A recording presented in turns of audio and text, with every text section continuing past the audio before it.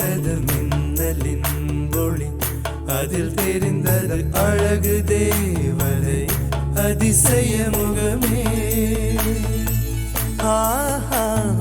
தீப்பொறி எழ இருவிழிகளும் தீக்குச்சி எனையுரசிட கோடி பூக்களாய் மலர்ந்தது மனமே.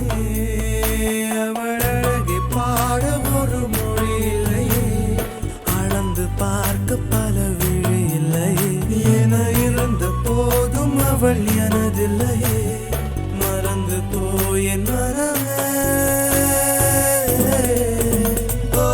வெண்மதி வெண்மதி என்னில்லை, நீ வணக்கமே கத்துக்க சொல்ல.